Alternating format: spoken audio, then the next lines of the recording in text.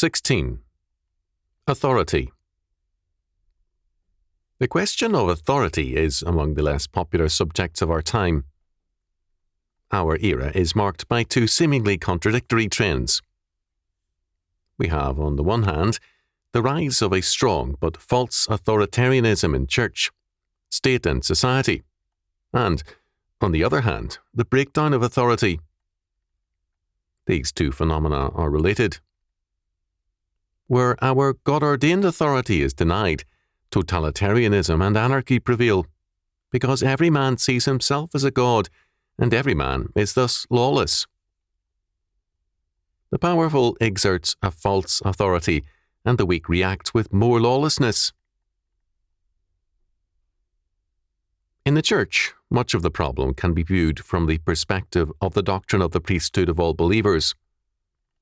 We seriously misinterpret the Bible if we fail to see how basic this doctrine is to the Old Testament, as witness Exodus chapter 19 verse 16 and Isaiah chapter 61 verse 6. The New Testament was not stating a new doctrine, but rather declaring it to be the mark of Christ's covenant people. 1 Peter chapter 2 verses 5 and 9, Revelation chapter 1 verse 6, and chapter 5 verse 10. The old Israel being set aside, the new Israel was now the royal priesthood.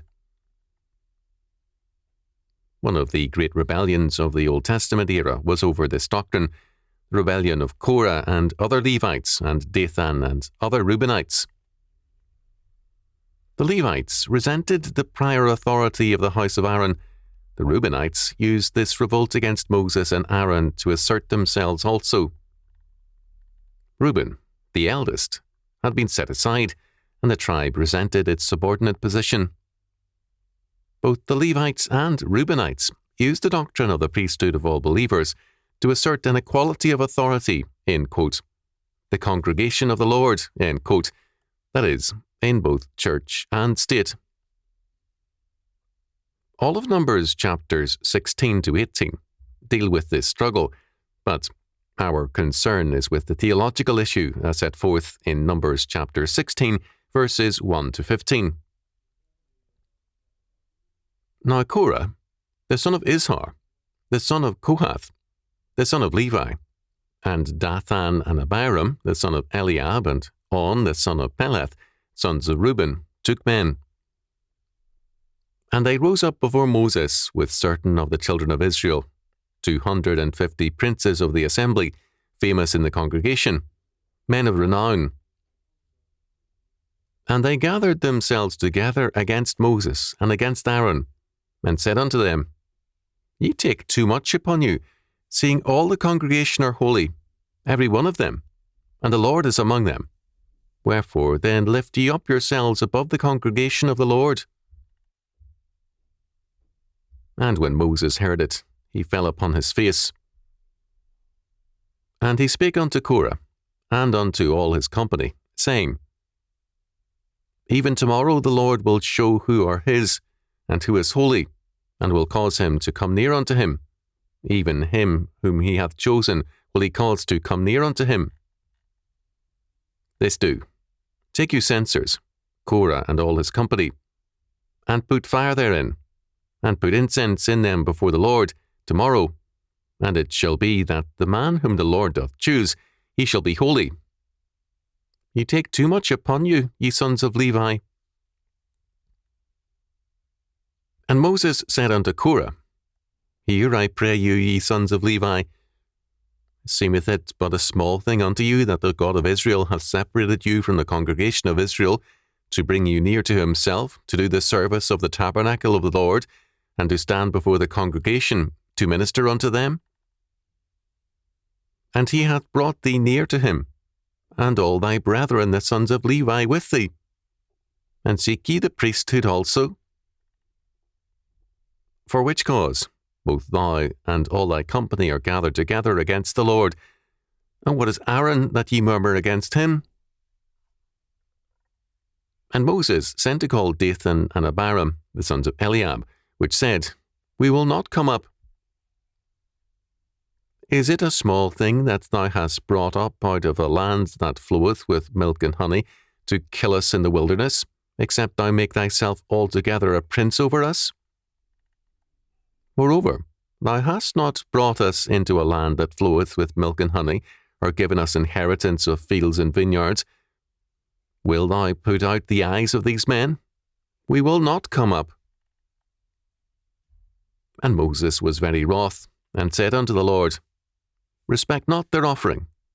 I have not taken one ass from them, neither have I hurt one of them. First, this rebellion, while led by the Levites and Reubenites, included 250 princes of the assembly, famous in the congregation, men of renown. It had deep popular roots and expressed a sentiment strong in all the people. Second, as Moses rightly saw it, they were gathered together against the Lord. Their failure to enter the promised land they blamed on Moses, not on their sins. They applied the term, a land flowing with milk and honey, to Egypt, not to Canaan, as Scripture normally does. In other words, they saw their slavery as an ideal condition and freedom as a burden. Now they were revolting against freedom in the name of democracy. They challenged authority in both the civil and ecclesiastical spheres. God met this challenge with judgment, the earth opening up to swallow some, fire from God destroying others, and plague the rest. We are not told how many perished in the judgments of Korah. 250 perished also, the princes of the assembly, and 14,700 of their followers. The rebellion was against God, and the judgment came from God. The rulers, who normally should have judged righteous judgment, were judged by God. Whenever the normal channels of justice are evil, God brings judgment on a people. Third, the basic premise of the rebellion was the equal authority of all the people. The priesthood of all believers was affirmed, and the equal civil authority of all the people. All the congregation are holy, every one of them, and the Lord is among them. This was the fundamental premise of the revolt, and it was a sound principle put to evil use. To declare the priesthood of all believers does not invalidate the authority of some over others. There is a difference between priesthood and authority. Priesthood is a calling, one common to all believers. The priest dedicates himself and all that he possesses or represents to God. Basic to priesthood is access to God. Every believer who has the atonement has access to God and is called to dedicate himself and his domain to the Lord. A careful examination of the Old Testament gives no evidence of any governing power over men by the priests of Israel. That such a power developed later is an aberration, not an aspect of biblical law. Authority did exist among priests, some ruling over others, because authority is common to every realm. It is not a specific attribute of any one realm.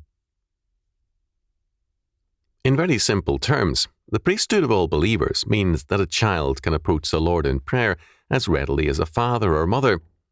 But this equal access does not invalidate the parental authority.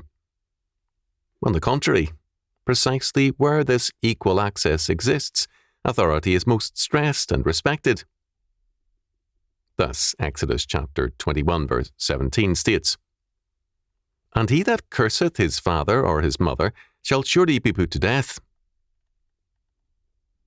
Both the priesthood of all believers and the authority of men in their spheres is God-given.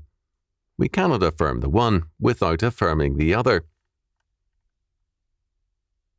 All too commonly, on the current scene, contempt for godly authority is seen as a mark of intellectual and religious freedom. Every church today faces a crisis in that godly authority is replaced by ungodly authoritarianism and anarchism. Rebellion frequently parades under the banner of righteous indignation and protest. Given the prevalence of ungodly authoritarianism in church and state, how do we contend against such an evil?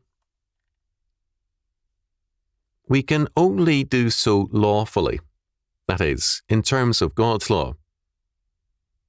As we have seen, Exodus chapter 21, verse 17, pronounces a fearful penalty against an evil and rebellious son.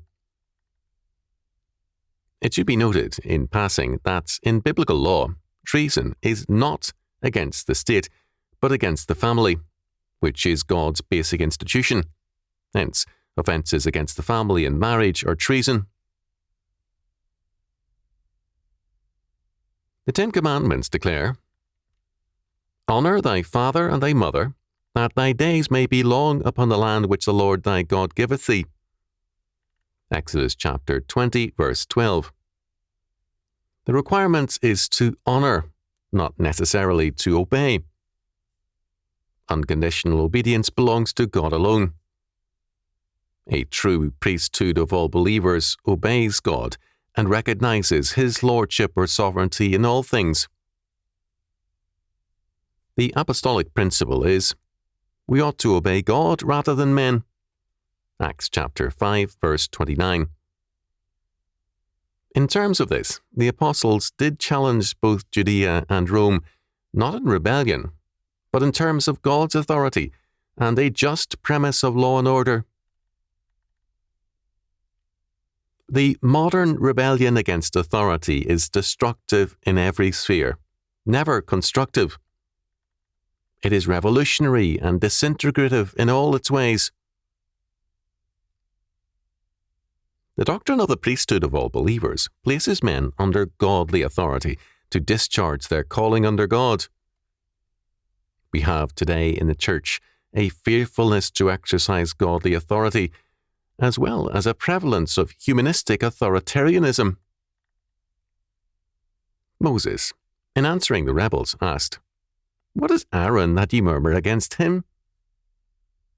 Aaron's authority over men was slight. His sacrificing and intercessory work before God was very great. Aaron had not diminished the authority of a single prince of the assembly. He did, however, clearly set forth the holiness, dominion, and separateness of God. What the rebels, then as now, could not tolerate was God's hierarchy of powers over men. The princes were not about to surrender their powers over the people, but they could not tolerate a God-given order beyond their power to alter or control. Democracy is often a facade for oligarchy or autocracy, and a lawless demand for freedom, the harbinger of slavery. Authority is a fact of life. The parent has an unavoidable authority over a child, an employer over an employee, and the captain of a ship over the stokers. To deny godly authority is to affirm death. We live in a death-oriented culture. Proverbs chapter 8, verse 36. And contempt for authority is a clear mark of it. One telling evidence of this hatred of authority is the love by many of asserting their supremacy by attacking all authorities. No one is good enough for them to accept or submit to. Their delight is to prove their own righteousness by finding fault with all others. All they do, besides demonstrating their own sinfulness, is to manifest their love of death. All authority in Scripture and all obedience is from God and to God. All false doctrines seek to displace authority and obedience from God to man. With every man his own God and law, authority collapses. This is the consequence of explicit humanism. Implicit humanism maintains a godly facade, but makes human authority central. The greatest human authority is by virtue of his position and power, all the more under God's authority than lesser men. The obedience of an Aaron and a Moses is more critical than that of an insignificant herdsman, because their authority affects more people. Authority gives only godly privileges, and it gives and requires great responsibilities.